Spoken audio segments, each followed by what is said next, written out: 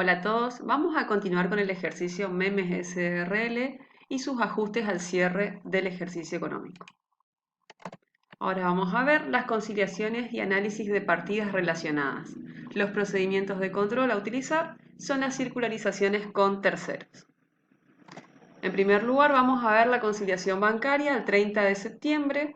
Nos dice que el saldo según resumen bancario asciende a 69.132 y se detectaron las siguientes diferencias. Un depósito no contabilizado de 15.200 pesos, cheques no presentados al cobro por 31.950, un débito por pago de posición de IVA de 10.868, mantenimiento de cuenta de 127 pesos y depósitos no acreditados por 17.480 pesos.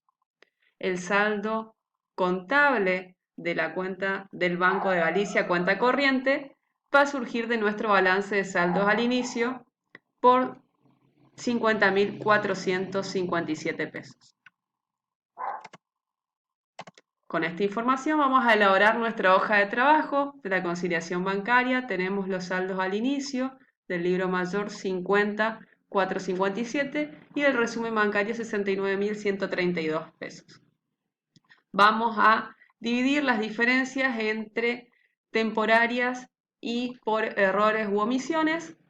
Las temporarias, recuerden que son aquellas que se van a ir corrigiendo con el tiempo, por lo tanto estas diferencias se ubican en la columna del resumen bancario, no llevan asientos de ajuste porque no podemos tocar la contabilidad del banco. Y por otro lado, los que surgen por errores u omisiones en la registración, es decir, que surgen de la contabilidad de la sociedad, se ubican en la columna del libro mayor y estas sí llevan asientos de ajuste. En errores y omisiones tenemos el pago de posición de IVA que va a disminuir el saldo de la cuenta bancaria por 10.868 pesos, un depósito no contabilizado que va a incrementar el saldo en 15.200 y un gasto por mantenimiento que va a disminuir en 127 pesos. Así vamos a llegar a un saldo conciliado entre el saldo contable y el del banco de 54.662 pesos. Ahora podemos realizar nuestros asientos de ajuste y tenemos IVA a depositar 10.868 pesos a Banco Galicia por 10.868 pesos y comisiones y gastos bancarios 127 a Banco Galicia cuenta corriente por 127 pesos. Así elaboramos nuestro libro mayor. Nuestro saldo al inicio era de 50.457 pesos.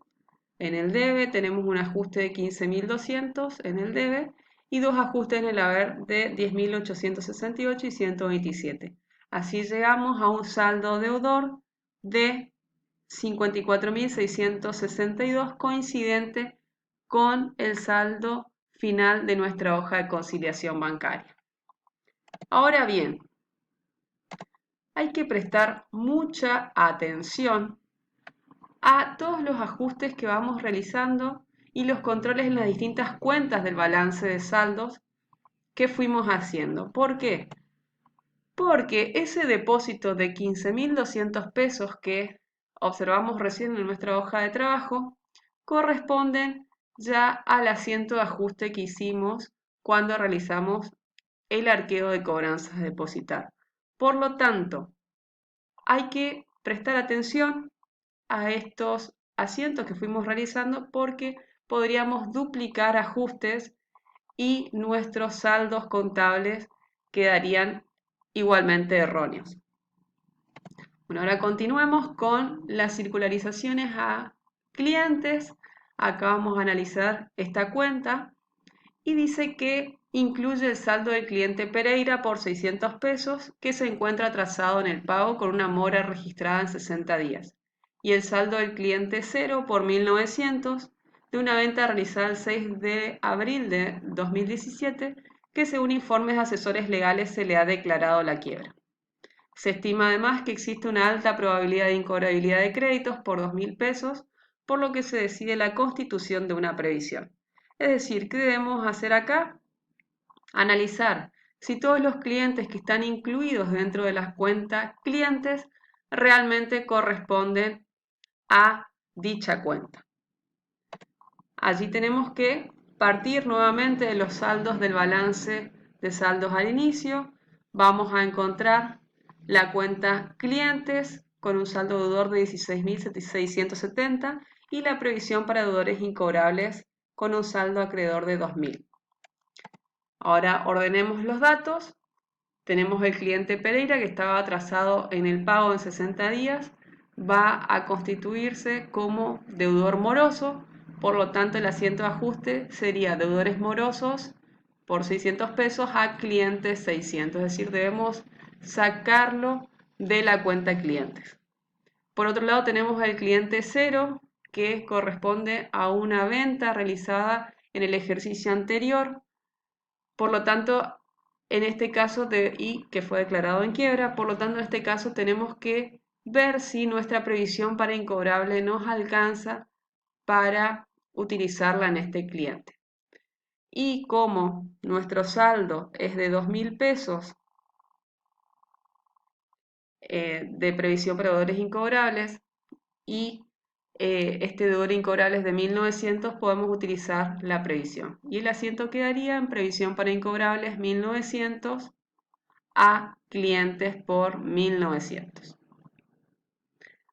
Luego, como sabemos que la previsión para incobrables realizada en el ejercicio anterior no puede quedar con saldo, esa diferencia entre los 2.000 del balance de saldos y los 1.900 utilizados, es decir, 100 pesos, se deben recuperar y asentar en una cuenta específica. Así tenemos el asiento de previsión para incobrables, 100 pesos, a recupero previsión para incobrables por 100 pesos. Y por último, se estimaba una incobrabilidad para ejercicios siguientes de 2.000 pesos, por lo tanto, debemos realizar nuestra previsión con el asiento quebranto estimados para incobrable 2.000 a previsión para incobrables 2.000. Nuestros mayores entonces quedarían nuestra cuenta clientes con un saldo deudor de 14.170, la cuenta deudores morosos con un saldo deudor de 600, previsión para deudores incobrables con un saldo acreedor de 2.000, recupero previsión para incobrables con un saldo acreedor de 100 pesos y quebranto estimado para deudores incobrables con un saldo deudor de 2.000 pesos. Por otro lado, debemos analizar las restantes partidas. En este caso, tenemos que realizar los devengamientos de sueldos y del SAC del mes en curso.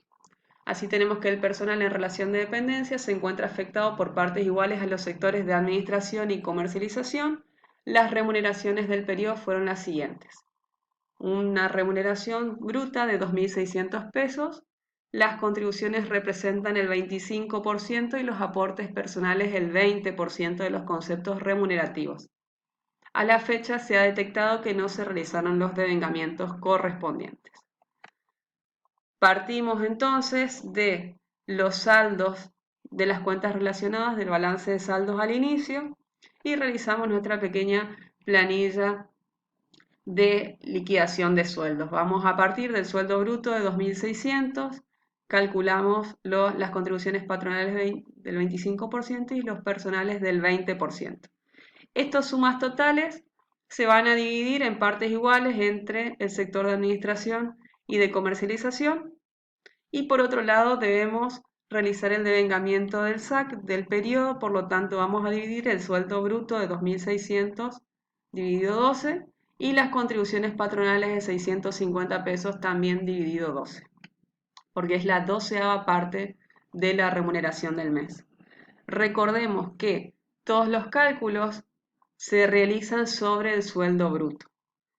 Es decir, las contribuciones patronales y los aportes personales se calculan sobre el sueldo bruto y no sobre el sueldo neto. Así tenemos los asientos de ajuste.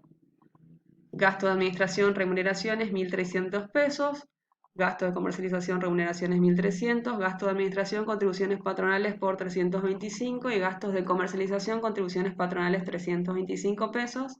A remuneraciones a pagar, Remuneraciones a pagar surge de la diferencia entre el sueldo bruto menos los aportes personales de 520 pesos. Por eso es 2.080 pesos.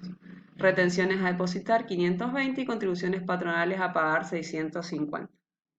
Y por otro lado tenemos el devengamiento del SAC, gasto de administración SAC y gasto de comercialización SAC 108 pesos cada uno, gastos de administración, contribuciones patronales y gastos de comercialización, contribuciones patronales por 27 pesos cada uno, a provisión para SAC 216 pesos, a provisión para contribuciones patronales sobre SAC por 54 pesos.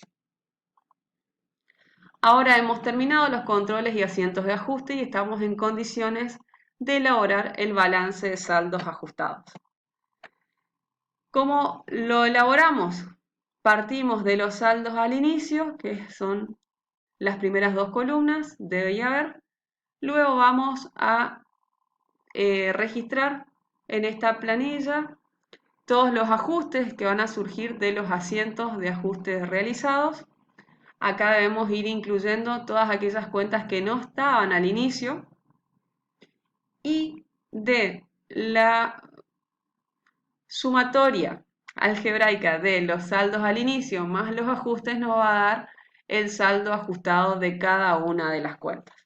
Este balance de saldos continúa en la página siguiente y llegamos a totales iguales. De los saldos al inicio, 347.579 cada uno.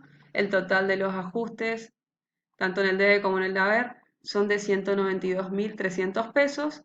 Y el saldo ajustado en el debe es de 340.331 y 340.331 en el haber. La igualdad entre debe y haber nos indica que nuestros asientos también fueron bien realizados. Si hay errores o diferencias entre los mismos, es un llamador de atención para hacer un control nuevamente sobre las distintas partidas. Para finalizar, debemos realizar los asientos de cierre. Vamos a tener un asiento de refundición en el cual se cierran las cuentas de resultado y el asiento de cierre que se refiere a las cuentas patrimoniales. ¿Qué hacemos acá? Cancelamos, o sea, dejamos en cero, saldamos todas las cuentas, ventas que generalmente tienen un saldo acreedor, en este caso debemos debitar por su totalidad, intereses ganados también, que es de saldo acreedor, debemos debitarlo para que todas las cuentas queden saldadas. Las diferencias entre el debe y el haber de este asiento nos va a dar el resultado del ejercicio, que puede ser positivo o negativo. En este caso es positivo de 39.600 pesos. Bien, luego tenemos el asiento de cierre de las cuentas patrimoniales. Él aplica el procedimiento de la misma manera. Tenemos que saldar todas las cuentas de activo y de pasivo de patrimonio neto. Y el resultado, como es positivo, va a quedar en el debe. Y de esta manera se cierran o se saldan todas las cuentas. Hay que tener en cuenta que las cuentas que aparecen en este asiento de cierre de cuentas patrimoniales van a constituir las cuentas o los saldos iniciales del ejercicio siguiente. Por lo tanto, los saldos están cambiados a lo que normalmente realizamos, es decir, obligaciones a pagar, acá va a quedar saldado y en el ejercicio siguiente la vamos a registrar nuevamente en el haber. Provisión para SAC está registrado acá en el debe y en el ejercicio siguiente lo vamos a ir registrando en el haber. Es decir, vamos a invertir este asiento, las columnas, en el ejercicio siguiente. Ahora sí, hemos finalizado nuestra tarea. Muy buen trabajo y muchas gracias por su atención.